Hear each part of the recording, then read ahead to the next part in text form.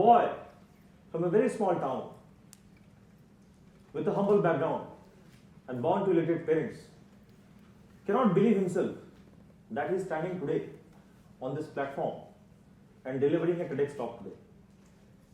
The journey from humble beginning to a civil servant defying all odds is a very different, inspiring and daring one. That boy is me, an IPS officer. The journey of tough grind and hunger for success has many facets. It began with the vision of my grandmother. Though an illiterate lady, she was instrumental in migrating the entire family from a small village to a town called Burhanpur in Madhya Pradesh. She was able to visualize that a good future for her grandchildren, as she desired, was not possible in a small village. It was a very difficult move at that time. We had some land in the particular village. That land was sold and the entire family moved out. My grandmother's decision to defy the norms, to take on the unknown, and having courage to be different from others was the single biggest turning point in my life.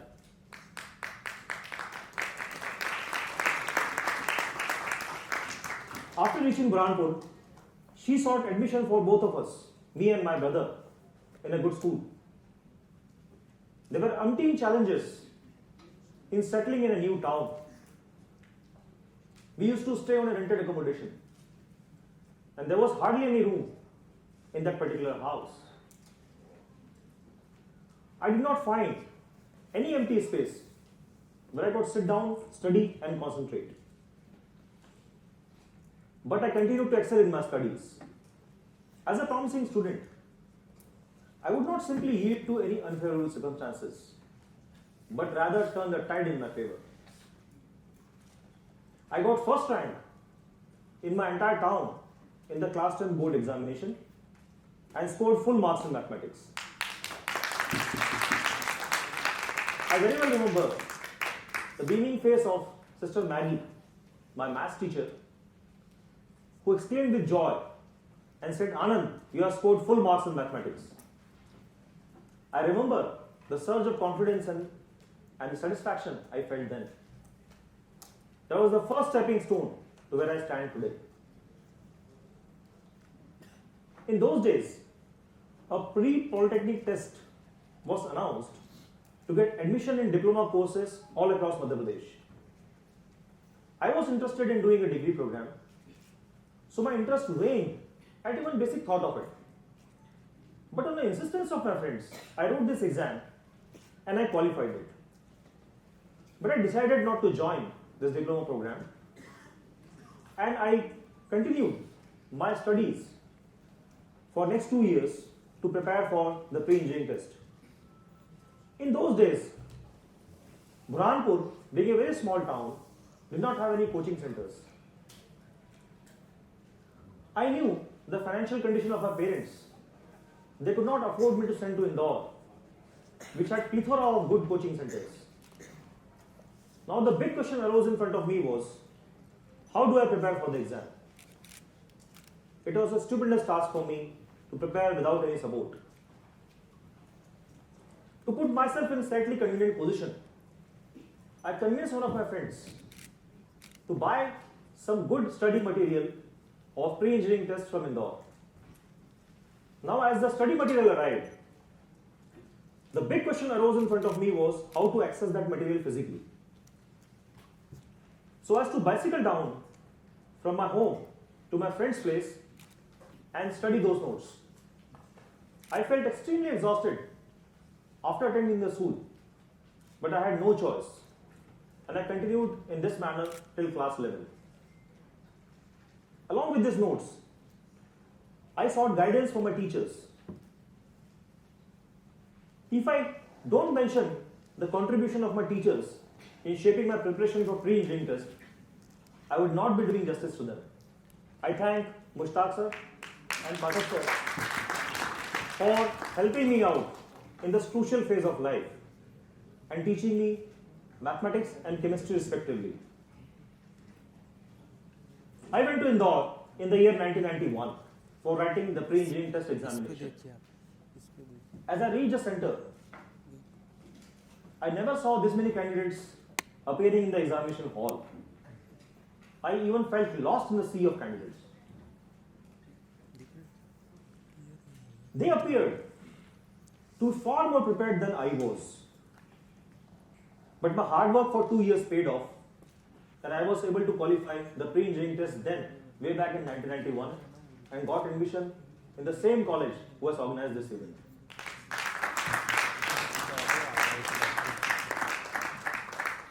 As I reached college, the first year is the most important year in the life of any person in an engineering college.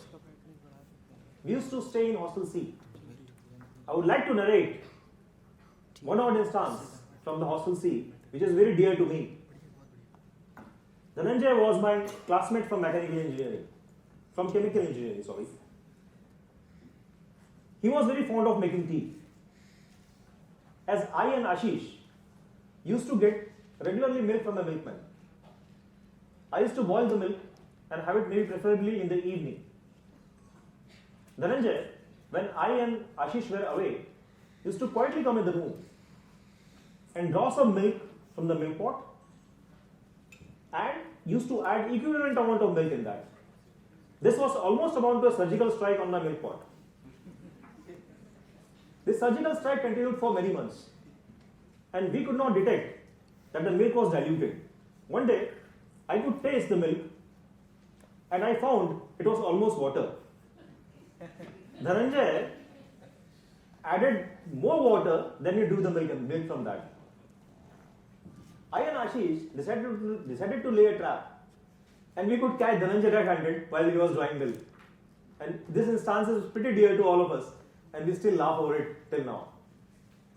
In the first year of college, the first year students had a typical undeclared dress code.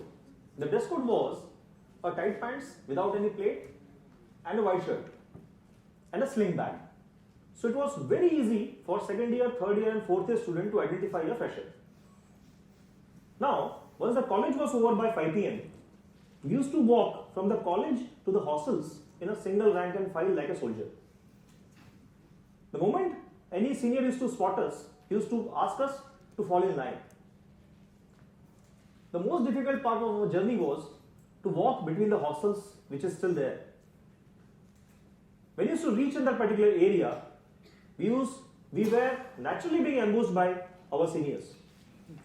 They used to tell us, boss, number 3, aap gana gao. Number 4, aap dance karo. And you can see, like many of the students of first year were dancing and singing on the street.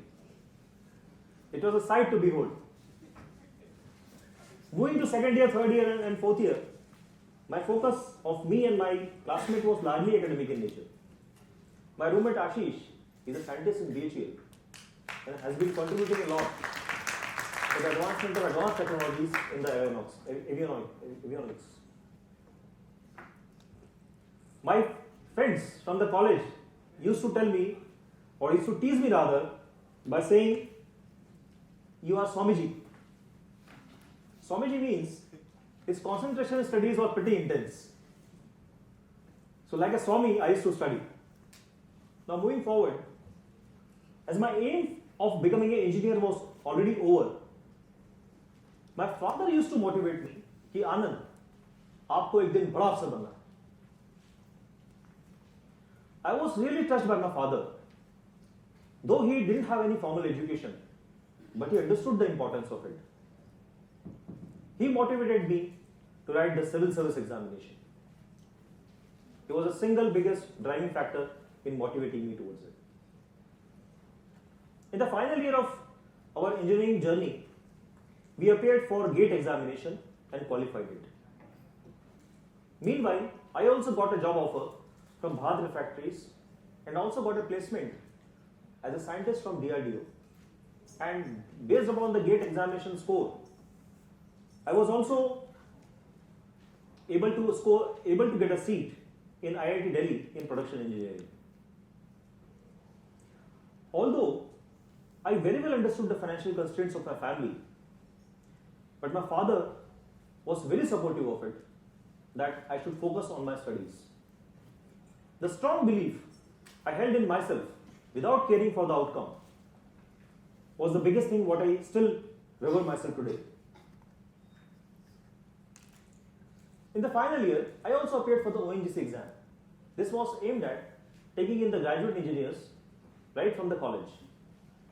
My written examination went off well, but I was expecting an interview call letter. The interview call letter never came. My achieving self was a bit disappointed at it.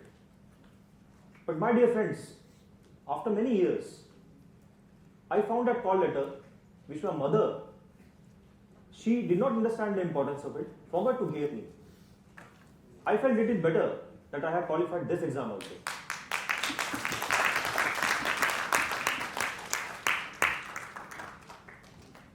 The buzz around the world in the entire Raipur was, in those days, I am talking way back 1994-95, that New Delhi was the hub of preparation for civil services.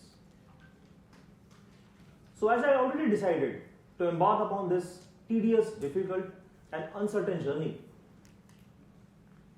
I packed my bags in the final year after finishing my college examination and reached GS Rai. I would like to mention few lines about GS Rai.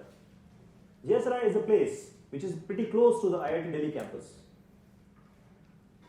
This place was a place where a lot of students, especially engineering students, used to flock from all parts of the country, including many IITians, used to stay there and prepare for civil service examinations. I could very well visualize a very small room, a tiny room, which I used to share with one of my friends who is now in US. During my preparation for civil services, where there was hardly any space to keep the bed and books. But the most important thing which I noticed about GS Rai was that it had many candidates who were in the various stages of passing the civil service examination, the most difficult examination. Few were in the stages of writing prelims, few were in stages of writing mains, few were stages of writing the interview stage, and few have already passed and got into prestigious all-India services. So the target of getting into civil services appeared doable from there. Now, I took my first attempt in the year 1996. I would like to walk you through to my difficult journey of the first 3 attempts what I took. The first attempt came in year 1996, and this attempt was a big disaster. I had not prepared well for this examination. I could not score well in the mechanical engineering subject which I took in the prelims. But I collected myself, I gathered myself, and I thought that let me again prepare for this exam. I even thought of changing the optional from mechanical engineering to physics in the prelims. My friends, they knew how well prepared I am in mechanical engineering. They advised me against it. They said, Anand, you stay on track. You write the exam again with the prelims, with the mechanical engineering as an option. Earlier there were 2 options you have to take, one subject and one was GS paper. So now I realize in the hindsight that if I had not listened to my friend's advice, I would never have been realizing my dream. My second attempt came in the year 1997. This year, I was able to reach up to the interview stage, that is the last stage, but I still could not find my place in the final list. This was again a big setback for me and my family. My father was working very hard to support me financially. He always used to motivate me. During those days, my mother's sister, my Mausi, she visited me Delhi at that time. She said, आनंद, परेशानी और संघर्ष का समय हमेशा जीवन में थोड़ा होता है। आप धैर्य रखें, संयम रखें, हौसला रखें, आप सफल जरूर होंगे। My brother also used to motivate me a lot. With all their blessings and my father's hard work, I was able to gather the courage and determination to write the exam again. I wrote the third attempt in the year 1998. I distinctly remember one of the students who was also writing the exam, mains exam with me, was sitting next to me. He asked, "How is your preparation?" I instantly replied with confidence that, "Boss, इस साल तो rank under 100 ही आएगा." I would score a rank less than 100 this time. And my dear friends, my all-India rank was 89 that year.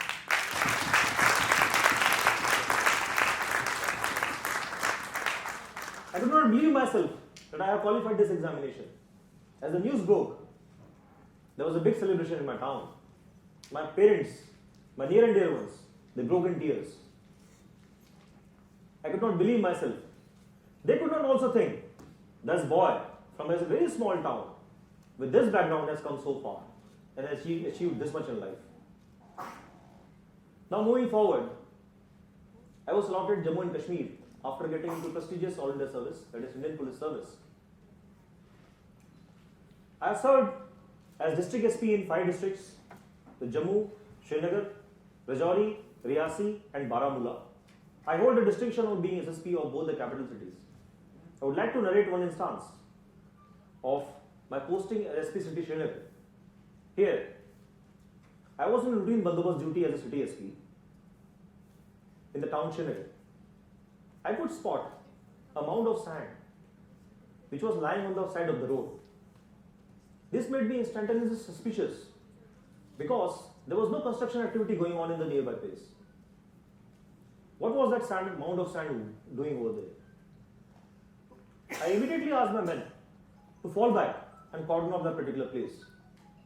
In the process of doing so, the improvised explosive device which was hidden in that mound of sand went off.